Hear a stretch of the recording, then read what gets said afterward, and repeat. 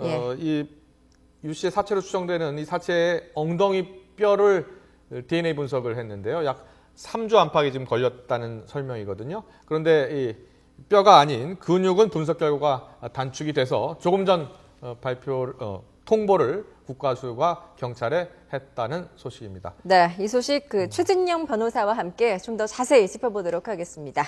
네, 어서 오십시오. 어서 오세요. 네, 먼저 지금 방금 국과수에서 경찰이 통보를 했다고 하거든요. 네네. 자, 이게 경찰이 오늘 아침에 국과수에서 통보 받았다고 하지 않았습니까?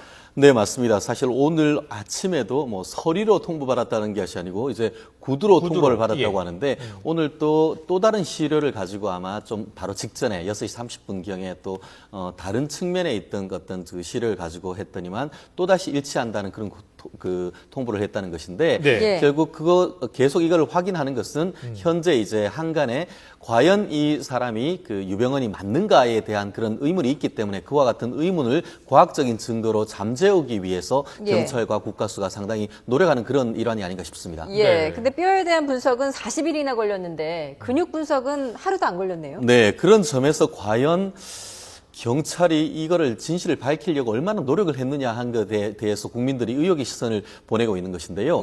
결국 초동 수사 대처를 잘했다고 하면은 거의 40일간의 이 많은 시간과 노력이 허비되지 않았을 텐데 그 부분이 우리가 국민들이 경찰을 비난하는 그런 핵심이 아닌가 싶습니다. 전 국민들이 반상회도 열었잖아요. 네, 맞습니다. 사실 굉장히 이례적이죠. 저희가 뭐 초등학교 때나 있었던 그런 반상회가 이번에 해서 이 사람 한 사람을 잡겠다고 하면서 전국적으로 이렇게 했다는 것은 어떻게 보면은 코미디가 아닌가 싶습니다. 이런 가운데 이제 어제 검찰이 구속영장 잘 청구를 하지 않았습니까? 네, 맞습니다. 검찰이 어제까지만 해도 몰랐다는 얘기인 것 같아요. 이에 대해서 어떻게 받아들이십니까? 네, 결국은 점점 수사 범위를 좁혀가고 있고 조만간 잡을 것이다라고 그렇게 분명히 얘기를 했었는데 알고 보니까 잡을 수 있는 대상은 없었다는 것이 밝혀진 것이죠. 결국 그거에 대해서는 과연 검찰이 제대로 어떤 정보력과 수사력을 발휘해서 그것을 좁혀왔는지에 대해서 정말 그것이 근거 있는 대국민 보도였는지에 대해서도 다시 한번 우리가 의심의 눈초리를 보내지 않을 수 없는데 결국 지금 왔을 때는 결국 언론에서 얘기하듯이 무능한 경찰, 바보가 된 검찰이란 그런 어떤 비난을 받아도 마땅하다고 봅니다. 무능한 경찰의 바보가 된 검찰이다. 자, 5월 24일이었나요? 네네, 맞습니다. 당시 송치의 별장을 급습했을 때 유 씨가 도망을 간 거 아닙니까? 네, 맞습니다. 그리고 사체가 발견된 것은 지난달 12일입니다. 그러면은 그 사이에 일단 유 씨가 사망했을 것으로 지금 추정이 되고 있고요. 맞습니다. 6월 12일 날 제보를 통해서 이제 찾았단 말입니다. 그런데 그 유류품을 보니까 주변에 유 씨로 추정할 만한 단서들이 너무나 많았습니다. 그렇죠. 네네. 어떻게 몰랐을 수 있을까요? 그렇기 때문에 참 저희가 느끼는 것이 일상화된 무감각을 저희가 꼭 탓하고 싶다는 생각을 드는데요. 어떤 사명감이 있는 것이 아니고 그냥 이 또 한 건 왔구나 그렇게 하면서 기존에 처리하는 방식대로 그냥 무심결에 처리하다 보니까 이렇게 된 것이 아닌가 싶은데 아시다시피 이 송치제 별장으로부터 시신이 발견된 곳까지는 직선거리로 2.5km밖에 되지 않습니다.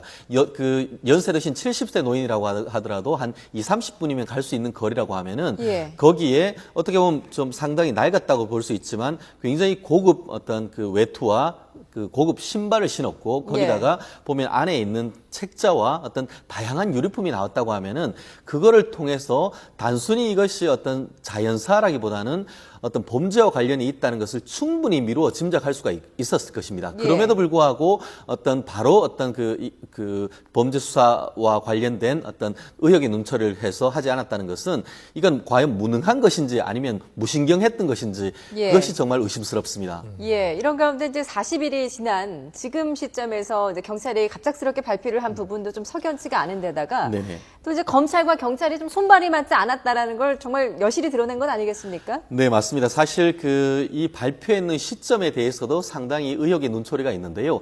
아시다시피 어제 같은 경우에 이제 검찰이 대국민 사과도 하면서 그럼에도 불구하고 또 열심히 잡아오겠다는 의지를 불태우면서 6개월 연장된 영장까지도 발부받았지 않습니까? 바로 그때 무슨 어떤 거기다가 찬물을 끼얹듯이 경찰이 지금까지 가만히 있다가 이제서야 예. DNA가 본인과 일치한다는 그런 것을 내버림으로 인해서 결국은 경찰로서는 검찰이 바보를 만들었을지는 모르지만 오히려 그 국민들이 더 비난의 화살은 지금까지 그러면 경찰이 못했고 지금까지 도대체 뭘 하고 있었느냐에 대해서의 오히려 더 비난은 경찰이 받고 있는 그런 그 상황이 아닌가 싶습니다. 네. 예. 자, 유병헌 씨가 갖고 있었다는 현금 20억 원. 네. 네. 그 행방도 지금 묘연한 상황입니다. 그래서 타살 가능성 이야기가 나오고 있는 것 같아요. 그렇죠. 그러니까 오늘 보면은 경찰은 발표를 하면서 타살 가능성은 전혀 없다. 이렇게 거의 단정적으로 얘기를 했는데 예. 경찰이 왜 그런 식으로 단정을 하고 두부 자르듯 잘라버리려고 하는지는 잘 모르겠습니다. 왜냐하면 어떻게 보면 본인 스스로의 어떤 그 과오를 덮어버리려고 하는 것이 아닌가 하는 그런 의혹이 제기되고 있는데요. 예. 사실 돈이란 것이 한두 푼이 아니고 20억. 물론 그것이 추정이긴 합니다. 왜냐하면은 그 5월 24일 날 전후로 해서 그 인근에 있는 토지를 한 몇억 원에 사면서 그때 예. 현금으로 그 토지 대금을 지급했는데 그 돈이 미루어 크게 비춰봤을 때에 한 예. 20억 정도 된다는 것인데 예. 결국 지금 보면은 그 돈이 없어진 거예요. 그러면은 예. 어디에 갔을까? 결국 일반적인 상식에 비추어서 강도 살인의 어떤 그 의혹의 눈초리도 충분히 보낼 수 있는 것이고 예. 그 당시에 보면은 혼자 유 회장이 있었던 것이 아니고 다른 여러 명이 같이 있었다는 그 증언이 있는데 그렇다고 하면은 분명히 그와 같은 점에 대한 의심을 가지고 검찰이든 경찰이든 돈의 의혹뿐만 아니고 유병헌 회장의 사인과의 관계성도 한번 밝히기 위한 노력이 필요하다고 봅니다. 예. 지금 일단은 뭐 이제 타살인지 자살인지도 모르는 상황이고 여러 가지 그 의문점들이 남아있지 않습니까? 이런 상황에서 이제 검찰 수사는 어떤 방향으로 가는 게 맞는 건가요? 결국 지금 사실 유병헌 회장 본인에 대한 어떤 그 혐의 같은 경우에는 지금 형사소송법상 수사 과정에 피의자가 사망했기 때문에 잘 아시다시피 공소권 없음 결정을 할 수밖에 없습니다. 예. 그럼에도 불구하고 다른 사람들과 관련된 것은 계속 그대로 나가야 됩니다. 그 재산 환수할 수 있는 거예요? 재산 환수 같은 경우에도 제가 봤을 때는 지금 추징 보존 절차 자체는 확정 판결된 가지고 오기 때문에 그 추징 보존 절차란 것은 이제 무효화될 가능성이 높지만 예. 그거는 형사상의 절차인 것이고 민사상으로 손해배상 청구권을 비보존 권리로 해서 새로이 가압류를 하거나 가처분을 하면 되기 때문에 예. 그걸 이유로 해서 어떤 재산을 못 찾는 것은 있을 수가 없습니다. 여기에서 중요한 것은 오히려 그 노력보다는 한 단계 더 나가서 사실 이분이 그 유 전 회장이 가지고 있는 본인으로 된 명의의 재산은 전혀 없습니다. 결국 지금 추징 보존을 하거나 가압류 가처분했는 것은 구원파 측 명의의 재산들인 것이죠. 결국 앞으로의 관건은 과연 그것이 유 전 회장의 실질적인 소유의 재산이냐, 명의신탁이냐 여부를 밝혀서 명의신탁임을 확인한 다음에 소유권을 다시 넘겨와서 그것을 처분해서 다시 국민에게 돌려주는 그런 노력이 필요하다고 봅니다. 네. 뭐 수사 이 체포 작전은 워낙 엉망이었기 때문에 이 환수 수사라도 제대로 좀 해야 될 것 같습니다. 지금까지 최진영 변호사였습니다. 잘 들었습니다. 네, 감사합니다.